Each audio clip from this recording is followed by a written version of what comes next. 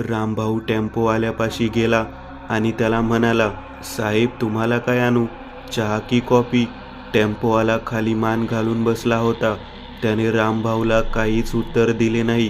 रामभाऊने त्याला पुन्हा विचारले, साहेब चहा देऊ की कॉफी? पण तरीही त्याने काहीच उत्तर दिले नाही. तेव्हा रामभाऊ जरा रागात बोलला, साहेब तुम्हाला चहा देऊ की कॉफी? तसा तो टेम्पोवाला दचकला आणि भानावर आला. कॉफी, कॉफी द्या मला, टेम्पोवाला विचार करून बोलला. रामभाऊने त्याच्याकडे मोठे डोळे करून बघितले आणि म्हणाला, कॉफीच का, चहा नको का तुम्हाला? तसे तो टेम्पोवाला म्हणाला, रामभाऊ कॉफी नको, चहा आणा. तसे रामभाऊंच्या चेहऱ्यावरचे हावभाव बदलले आणि तो आनंदात चहा बनवायला गेला. तो टेम्पोवाला माझ्या बाजूलाच बसला होता. मगाशी रांजणात पाहिलेला नजर पाहून मला त्याच्या जवळ बसण्याची भीती वाटली होती. मला त्याच्या जवळून पटकन दूर होऊ वाटत होतं. म्हणून मी चहाचा ग्लास घेतला आणि बुलेटस्वाराच्या मागे असलेल्या खुर्चीवर बसण्यासाठी उठलो. पण टेबलच्या एका पायात माझा पाय अडकून मी खाली पडलो आणि चहा सांडला. मला जास्त काही लागले नाही, पण चहाचा ग्लास माझ्या हातातून निसटून टेबल खाली गेला होता. मी टेबलच्या खाली पडलेल्या ग्लासकडे पाहिलं आणि माझ्या पायाखालची जमीनच सरकली. माझ्या अंगावर सरकन काटा उभा राहिला आणि मी तोंड उघडून नेमळटासारखं समोरचे भयानक दृश्य पाहत राहिलो. मला माझ्या डोळ्यांवर विश्वास बसत नव्हता. म्हणजे मी जे रांजणात पाहिले होते ते खरे होते. टेम्पोवाला खरेच मेला होता आणि जो आमच्यासोबत बसला होता तो नसून त्याचे भूत होते. आणि मी जे मगापासून टेबलाखाली पाहत होतो ते त्याचेच उलटे पाय होते. मी विचार करतच होतो. विचार करत करत मी बाजूला पाहिलं आणि मला दुसरा धक्का बसला. माझे शरीर भीतीने थरथर कापायला लागले होते आणि मला दरदरून घाम फुटला. आई शपथ, हेही, पण हे कसे शक्य आहे? मी माझे डोळे पुन्हा पुन्हा चोळून पाहत होतो. माझी नजर त्या बुलेटस्वारांच्या पायांकडे गेली आणि त्यांचे पाय उलटे होते. याचा अर्थ टेम्पोवाला आणि दोघे बुलेटस्वार भूत होते. माझ्या डोक्यात टेम्पो चालक मरण्यापूर्वी मला जंगलात जे काही बोलला होता ते घुमायला लागले होते. काय झालं, लागलं तर नाही ना? बुलेट चालक आपल्या घोगऱ्या आवाजात मला म्हणाला. तसे मी भानावर आलो. नाही नाही, नाही लागलं मला, मी माथ्याचा घाम पुसत अडखळत म्हणालो. मी ग्लास उचलला आणि सगळ्यांपेक्षा लांब बुलेटस्वारांच्या मागच्या खुर्चीवर जाऊन खाली मान घालून बसलो. माझे हातपाय भीतीने थरथर कापत होते. कोरड्या जमिनीला झरा फुटावा आणि त्यातून पाण्याच्या धारा व्हाव्यात तशा धारा माझ्या अंगातून निघत होत्या. त्या कडाक्याच्या थंडीत मी घामाने ओलाचिंब झालो होतो. माझं डोकं अगदी सुन्न पडलं होतं. माझ्या अवतीभोवती काय घडत आहे याची जाणीवही मला राहिली नव्हती. माझ्यासोबत काय होत आहे हे मला समजेनासे झाले होते. पण एवढं मात्र खरं होतं की तो माझा भास नव्हता. आणि एक भास ठीक आहे, पण एवढे भास एकसाथ होणे अशक्य आहे. म्हणजे माझ्या डोळ्यासमोर भास नसून वास्तविक घटना घडत आहे हे मला समजले. मला टेम्पोवाला जंगलात जे बोलला होता ते आठवायला लागले. जंगलात माझ्या मागे 2 बुलेटस्वार ट्रकवाल्यांसोबत मारामारी करत होते आणि टेम्पोवाला मला म्हणत होता की एवढ्या रात्री एकटे या जंगलात काय करत आहेत. आणि ते भांडण त्याच्या डोळ्यासमोरच चालू होते. पण त्याला माझ्यासोबतचे बुलेटस्वार दिसत नव्हते. याचा अर्थ मी मगापासून बुलेटवर 2 भूतांसोबतच फिरत होतो. टेम्पोवाला मला जंगलात नेमका तसे का बोलला होता याचा उलगडा मला झाला होता. पण खूप उशीर झाला होता. माझ्या समोरच 3 भूतं बसली होती. मी खाली मान घालून विचारच करत होतो. मी तेथून निसटण्याचा प्लॅन करत होतो, पण निष्ठावे तरी कसे? माझ्या समोरच भूतं बसली होती आणि ते सहजासहजी तर मला तेथून जाऊ देणार नव्हती. मी मान वर करून त्यांच्याकडे पाहिलं आणि दोन्ही बुलेटस्वार माझ्याकडेच मागे वळून रागात बघत होते. ते तसे का बघत होते याचा मी विचार करत होतो. यांना समजलं वाटतं की ते भूत आहेत, ते मला माहीत झालं आहे. आता काय करावे याचा मला प्रश्न पडला होता. मी ती भूतं समोर बघण्याची वाट पाहत होतो, पण ते माझ्याकडेच पाहत होते. मी दरवाजाजवळच्या खुर्चीवर बसलो होतो. मी गुपचूप त्यांची नजर चुकून तेथून एकटाही निघू शकत होतो, पण बिचाऱ्या रामभाऊला भूतांमध्ये एकटे सोडून जाणे माझ्या मनाला पटेनासे झाले. म्हणून मी रामभाऊकडे पाहिले. रामभाऊ अजूनही आतमध्ये चहाच बनवत होता. मी रामभाऊ माझ्याकडे बघण्याची वाट पाहत होतो, जेणेकरून मी त्याला खुणावून सांगू शकेल की ते सर्व भूत आहेत आणि तोही भूतांपासून वाचू शकेल. पण तो माझ्याकडे बघतच नव्हता. खूप वेळांनी रामभाऊने माझ्याकडे पाहिले आणि मी त्याला खुणावून सांगत होतो की ते तिघे भूत आहेत, चला इथून. पण तो काही समजून घेण्याचा प्रयत्नच करत नव्हता. तेवढ्यात एक बुलेटस्वार रामभाऊला म्हणाला, रामभाऊ, यानं चहा सांडला बघा, अजून एक कप चहा घेऊन या. तसा रामभाऊ चवताळत माझ्या जवळ आला. तुला लवकर चहा पी म्हणून सांगितलं होतं ना, मग का प्यायला नाहीस तू? उलट चहा सांडलास माझा. एकतर उशीर होतोय, ट्रक येईलच थोड्या वेळात. रामभाऊ चक्क आरेतुऱ्यावर उतरला होता. तेही मी फक्त एक ग्लास चहा सांडल्यामुळे. आणि ट्रक येईलच थोड्या वेळात म्हणजे कोणता ट्रक येणार आहे इथे? आणि त्या ट्रकचा माझ्या चहा पिण्याशी काय संबंध? जाऊ दे, ते काही का असेना, पण मला त्याचा खूप राग आला होता. तो चक्क मला अरेतुरे बोलला होता, तेही ओरडून. माझ्या तोंडात झपकन 10-12 शिव्या आल्या होत्या. मी तेथून एकटाही निसटलो असतो, पण मी रामभाऊसाठी तेथे थांबलो होतो. तो या भूतांना बळी पडू नये म्हणून. पण तो त्या भूतांचं ऐकून माझ्यावरच चढायला होता. असं वाटत होतं की त्याला एकापाठोपाठ एक गावरान शिव्या हासडाव्या, पण तो वेळ शिव्या हासडण्याचा नव्हता. त्यामुळे मी माझ्या रागावर ताबा मिळवला. रामभाऊ, सॉरी, चुकून सांडला, तुम्ही दुसरा घेऊन या ना. मी रामभाऊला म्हणालो, ह्या म्हातारड्याला माझा कोल्हापुरी इंगा दाखवावाच लागेल. बघतोच तुला, फक्त मला इथून बाहेर निघू दे एकदाचा. मी मनातल्या मनात बोललो. तसा रामभाऊ आतमध्ये चहा बनवायला गेला. बुलेटस्वारांनी तोंड समोर केले. त्या टेम्पोवाल्याचे भूत मात्र अजूनही मान खाली करून एकदम चुपचाप बसले होते. ते एकटक चहाच्या पेल्याकडे पाहत होते. बघून तर असे वाटत होते की त्याचे चहा पिण्याचे मन नव्हते. आणि पिऊही कसे वाटेल, कारण चहा तर फक्त माणसं पितात ना. बुलेटस्वारांच्या भूतांनी मान समोर वळवली होती. मी याचीच वाट पाहत होतो. मला पळून जाण्याची संधी मिळाली होती. मी हळूच आवाज न करता मागच्या मागून ढाब्याबाहेर निघून आलो. मी टेम्पोच्या बाजूने जातच होतो की मला मगाशी गायब झालेले टेम्पोचे टायर टेम्पोला आहे तसे दिसले आणि आश्चर्याचा धक्का बसला. मला कळले की तोही भूतांचाच डाव होता. पण माझ्याकडे विचार करण्यासाठी जास्त वेळ नव्हता. मरण्यापूर्वी टेम्पोला चावी तशीच ठेवून गेला होता आणि दरवाजाही उघड होता. मला स्वर्ण संधी मिळाली होती. मी पटकन दरवाजा उघडला आणि टेम्पोत बसलो. टेम्पो चालू केला. पहिल्यांदा तर टेम्पो चालू झाला नाही, पण थोडा वेळ गुरगुर केल्यानंतर टेम्पो चालू झाला. टेम्पोचा आवाज ऐकून रामभाऊ ढाब्यातून ओरडत बाहेर पळत आला. तो मला थांबवण्यासाठी सांगत होता आणि मलाही इथून घेऊन चला असे म्हणत होता. रामभाऊच्या मागे ती भूतं लागली होती, पण मी पटकन टेम्पो पळवला. मी मागचा माझा अपमान विसरलो नव्हतो, त्यामुळे मी काही टेम्पो थांबवणार नव्हतो. मी आरशात पाहिले. रामभाऊ टेम्पोच्या मागेच पळत होता, पण मी टेम्पो थांबवलाच नाही. त्याला जीव तोडून पळताना आणि रडताना पाहून माझ्या मनाला खूप समाधान मिळत होते. वाचवलं पण असतं तुला, पण माझ्याशी पंगा घेतलास तू, मग कसं वाचू, मी स्वतःशीच म्हणालो आणि तेथून सुसाट निघून आलो.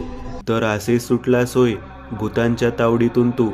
पण विठ्ठल ढाबेवाल्याने सांगितल्याप्रमाणे तर रामभाऊ मेला होता ना. मग तुला रामभाऊ जिवंत कसा दिसला? आणि तो जिवंत होता तर पुढे त्याचं काय झालं? बंटीने मध्येच मंगेशला विचारले. अरे बंटी, ऐकून तरी घे, माझं बोलणं अजून संपलेलं नाही. मी रामभाऊला त्या भूतांमध्ये सोडून एकटाच पुढे निघून आलो होतो. तसे रामभाऊला धडा शिकवल्याचा आणि भूतांपासून सुटल्याचा मला खूप आनंद होत होता. पण माझ्या डोक्यात खूप विचार सुरू होते. टेम्पोवाला पंक्चर काढण्यासाठी टायर घेऊन गेला नव्हता, त्याचा खून झाला होता. मग तरीही रामभाऊ मला खोटे का बोलला असेल याचा मी विचार करत होतो. असेही असू शकते की टेम्पोवाल्याचा विठ्ठल ढाब्यावर खून झाला असावा आणि त्याचे भूत रामभाऊला संपवण्यासाठी रामभाऊच्या धाब्यावर आले असेल. मी कसलेही तर्कवितर्क लावत होतो, पण माझ्या डोळ्यासमोर नेमकं काय आणि कसं घडलं होतं हे मला समजणे कठीण झाले होते. बदला म्हणून मी रामभाऊला चक्क भूतांमध्ये सोडून आलो होतो. मी ढाब्यापासून थोड्या अंतरावर आलो होतो. काय मी रामभाऊ सोबत चुकीचा वागलो? रामभाऊ कदाचित आता या जगातून गायबही झाला असेल. भूतांनी त्याला संपवलं तरी नसेल ना? मी स्वतःशीच बोलत होतो. मला खूप वाईट वाटत होतं की मी त्याला त्या भूतांमध्ये एकटा कसं सोडून आलो. मी अजून विचारच करत होतो. बिचारा, त्याचंही एक कुटुंब असेल. मला त्याला वाचवावंच लागेल. पण तो आतापर्यंत जिवंत असेल का? तो तेथून पळत होता. एखाद्या वेळेस तो अजून भूतांच्या तावडीत सापडला नसेल. मला त्याला कसल्याही परिस्थितीत वाचवावंच लागेल आणि मी त्याला वाचवण्यासाठी बोरगाव फाट्याकडे वापस जाण्याचं ठरवलं. मी टेम्पो वळवला आणि वेगात बोरगाव फाट्याच्या दिशेने जाऊ लागलो. मनात देवाला फक्त एकच प्रार्थना करत होतो की रामभाऊ मेलेला नसू नये. माझा जीव कासावीस झाला होता. जर तो मेला तर मी स्वतःला कधीच माफ करू शकणार नव्हतो. तेव्हा मला रस्त्याने पळताना कोणीतरी दिसले. तो रामभाऊच होता. तो रस्त्याने जीव तोडून टेम्पोच्या दिशेने ओरडत पळत येत होता. रामभाऊ टेम्पोच्या आडवा आला. मी टेम्पो थांबवला आणि रामभाऊसाठी टेम्पोचा दरवाजा उघडला. रामभाऊ, पटकन बसा. मी रामभाऊला टेम्पोत बसायला सांगितलं. रामभाऊ लगेच टेम्पोत बसला. पळून पळून तो खूप थकला होता. घामाने पूर्ण भिजून गेला होता.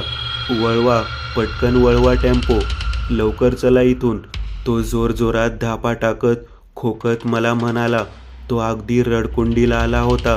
त्याचा चेहरा घामाने पूर्ण भिजला होता आणि त्यावर आपल्या जीवाची भीती दिसत होती. मी पटकन तेथून टेम्पो वळवला. मी टेम्पो चालवत चालवत रामभाऊंकडे पाहत होतो. त्याचे लक्ष माझ्याकडे नव्हतेच. रस्त्यावर दाट धुके पसरले होते. तो पुढे सरकून टेम्पोच्या समोरच्या काचेतून पुढे सामसूम पडलेल्या रस्त्याला एकटक निहाळत होता. त्याच्या चेहऱ्यावर स्वतःच्या मरणाची भीती दिसत होती. त्याचे शरीर भीतीने थरथर कापले होते. शरीराचा थकवा घालवण्यासाठी तो तोंड उघडे ठेवून जोरजोरात श्वास घेत होता. थुंकी गिळून आपला कोरडा घसा ओला करण्याचा प्रयत्न करत होता. पण भीतीने तो ओलाही होत नव्हता आणि श्वास घेताना येणारा तो सुई सुई असा विचित्र आवाज मला कुठेतरी घाबरवून टाकत होता.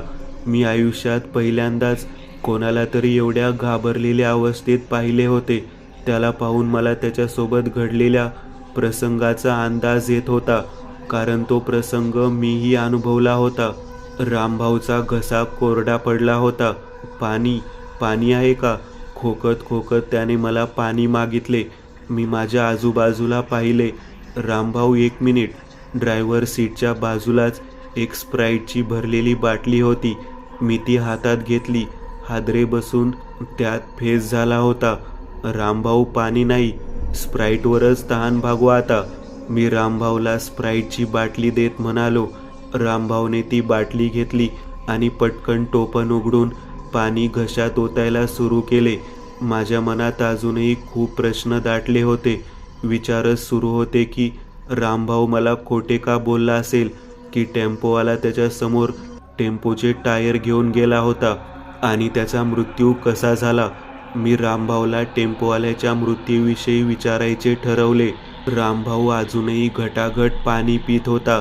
रामभाऊ, तुम्हाला टेम्पोवाल्याच्या मृत्यूविषयी काही माहीत आहे का? तसे रामभाऊने पाणी पिण्याचे बंद केले आणि शांत बसला. त्याने कसलेही उत्तर दिले नाही.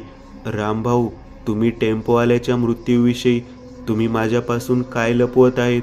त्याचा मृत्यू कसा झाला? मी रामभाऊला विचारताच रामभाऊला जोराचा ठसका लागला.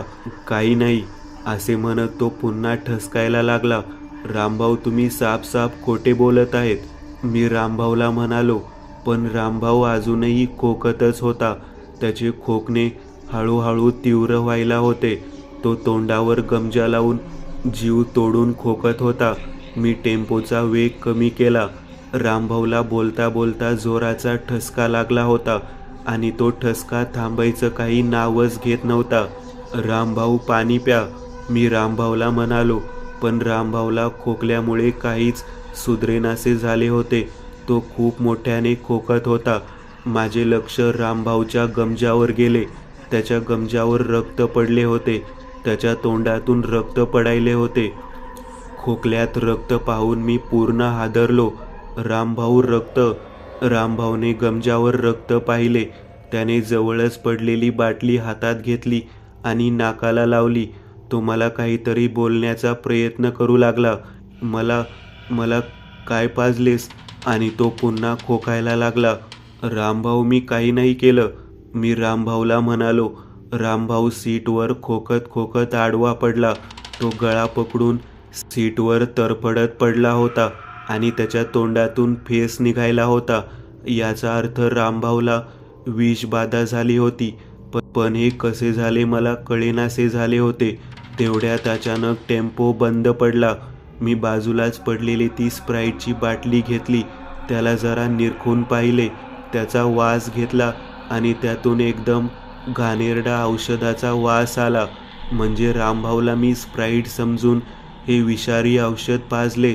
मला स्वतःवर विश्वास बसत नव्हता की त्या बाटलीत कोणते तरी विषारी औषध होते आणि मीच रामभाऊला ते प्यायला दिले होते. याचा परिणाम की रामभाऊ माझ्या बाजूला बेशुद्ध पडला होता. पण रामभाऊला औषधाचा वास आला नसेल का? अरे येईलच कसा? तो आधीच थकलेला होता.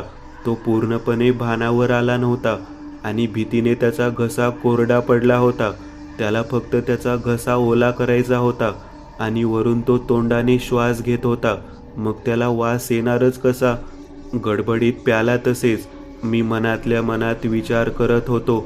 रामभाऊ माझ्या बाजूला तरफडत पडला होता. रामभाऊ, तुम्हाला काही होणार नाही, मी तुम्हाला दवाखान्यात घेऊन जातो, असे म्हणत मी टेम्पो चालू करायचा प्रयत्न करू लागलो. पण टेम्पो काही चालू व्हायचे नावच घेत नव्हता. शिट यार, गाडीही आताच बंद पडायची होती. मी स्टेअरिंगवर हात आपटत ओरडलो. माझ्या बाजूलाच रामभाऊ तरफडत होता. तोंडातून हळूहळू जास्तच फेस निघायला होता. काय करावे आणि काय नाही हे मला समजेनासे झाले होते. मी देवाला मार्ग दाखवण्याची प्रार्थना केली. रामभाऊला असे पाहून त्याच्या या परिस्थितीस मीच जबाबदार आहे असे मला वाटत होते. मी स्वतःला एक गुन्हेगार समजायला लागलो होतो. मला काहीही करून रामभाऊला वाचवायचे होते. त्यासाठी टेम्पोच्या बाहेर निघणे गरजेचे होते. टेम्पो बंद कसा पडला हे बघण्यासाठी. पण कसे? कारण सगळीकडे मिट्ट काळोख पसरला होता. आजूबाजूला दाट झाडी होती ज्यात स्मशान शांतता होती आणि मी पहिल्यापासूनच घाबरलेल्या अवस्थेत होतो. पण रामभाऊची अवस्था पाहून मी हिम्मत करून टेम्पोच्या बाहेर पडण्याचे ठरवले. मी टॉर्च चालू केला आणि देवाचे नाव घेत मी टेम्पो बाहेर आलो. रस्त्यावर दाट धुके पसरली होती, त्यामुळे लांबचे पाहणे शक्य नव्हते. मी आजूबाजूला नजर फिरवून इंजिनकडे पाहिले. तसा इंजिनमधून काळा धूर बाहेर पडला. इंजिन गरम होऊन टेम्पो बंद पडला होता. तेवढ्यात माझ्या पाठीमागून मला दुचाकीचा आवाज आला. मी मागे वळून पाहिले. थोडी वाट पाहिली, पण कोणतीच दुचाकी माझ्या दिशेने येत नव्हती. आणि मला अजून एकदा प्रश्न पडला की हा दुचाकीचा आवाज कोठून आला असेल. रस्त्यावरची धुकं थोडी अंधूक झाली होती. मी आजूबाजूला नजर टाकली तसे मला तो आजूबाजूचा परिसर ओळखीचा वाटायला लागला. ती निलगिरीची आणि वडाची उंच झाडं मी पहिल्यांदाही पाहिल्यासारखी वाटायला होती. की तेवढ्यात मला पाठीमागून टेम्पोचा आवाज आला. मी पटकन मागे वळून पाहिले आणि माझी बोबडीच वळली. मी अगदी चक्रावून गेलो होतो. माझ्यावर डोके बडवून घ्यायची वेळ आली होती, कारण रामभाऊ टेम्पोसहित गायब झाला होता. मी तिथल्या तिथे टेम्पो शोधत होतो, पण मला कुठेच टेम्पो दिसला नाही. माझी पार घाबरगुंडी उडाली होती. टेम्पो गायबच कसा झाला हे मला कळेनासे झाले होते. माझ्या मागे हात धुवून अडचणी लागल्या होत्या आणि अशा अडचणी ज्यातून बाहेर निघणे आता मला अशक्यच वाटायले होते. माझ्या मनात प्रश्नांची आधीच गर्दी जमली होती, त्यात अजून काही प्रश्नांची भर पडली होती. रामभाऊ टेम्पोसहित कुठे गायब झाला? टेम्पो गेला कुठे? आणि रामभाऊचं काय झालं असेल की रामभाऊ मला मुद्दाम येथे सोडून गेला असेल? पण हे कसे शक्य आहे? रामभाऊ तर तरपडत होता, मग तो टेम्पो कसा चालवू शकेल? काय त्यांना भूतांनी तर गायब नसेल केलं? आणि माझ्या डोक्यात असा विचार येताच माझ्या अंगावर सरकन काटा उभा राहिला. माझ्या डोक्यात अनेक प्रश्न फिरत होते, ज्याची उत्तरं मला अजून मिळालीच नव्हती. विचार करून करून माझं डोकं बधीर झालं होतं. आता अजून विचार करणं माझ्या डोक्याच्या पलीकडचं होतं. रस्त्यावरील धुके आता हळूहळू विरळ होत चालली. विखुरलेल्या धुक्यातून चंद्रप्रकाशात माझ्या आजूबाजूचा परिसर मला अंधुकपणे दिसू लागले होते. तेवढ्यात माझ्या कानावर माणसांच्या बोलण्याचा आवाज पडला. तो आवाज रस्त्याच्या डाव्या बाजूने येत होता. मी त्या दिशेने नजर टाकली तशी ती जागा मला जरा ओळखीची वाटू लागली. मनात मदतीची आशा घेऊन मी त्या दिशेने दबके पाऊल टाकत चालू लागलो आणि समोरची जागा पाहून माझ्या पायाखालची जमीनच सरकली. माझ्यासमोर चक्क रामभाऊचा ढाबा होता. मी गोंधळात पडलो होतो की मी तिथे कसा पोहोचलो. ढाब्यासमोर रामभाऊची दुचाकी, टेम्पो आणि एक काळी अवेंजर उभी होती. ढाब्यासमोर टेम्पो पाहून मी डोक्यापासून पायापर्यंत पार हादरून गेलो होतो. टेम्पो तेथे कसा आला हे मला समजणे आता शक्य वाटत नव्हते. ते माझे स्वप्न तर नाही ना, हे बघण्यासाठी मी कचकन माझी करंगळी चावली आणि मला कळून चुकलं की ते स्वप्न मुळीच नव्हतं. माझ्यासमोर खरंच रामभाऊचा ढाबा होता आणि ढाब्याबाहेर टेम्पो उभा होता, जो माझ्या मागून रामभाऊ सहित अचानक गायब झाला होता. मला फक्त रामभाऊची काळजी वाटत होती. तो कुठे असेल हाच विचार मला मनोमन खात होता. त्याचं काही बरं वाईट तरी झालं नसेल ना, मी मनाशीच बडबडत होतो. टेम्पोच्या शेजारी एक काळी रंगाची अवेंजर उभी होती. म्हणजे नक्कीच ढाब्यात कोणीतरी नवीन प्रवासी आला होता. मी लगेच एका वडाच्या झाडाआड लपलो आणि ढाब्यात होत असलेली भुताटकी पाहू लागलो. ढाब्यात त्या 2 बुलेटस्वारांची भूतं, टेम्पो चालकाचे भूत आणि एक नवीन मुलगा होता. अंतर जास्त असल्याने मला त्याचा चेहरा व्यवस्थित दिसत नव्हता.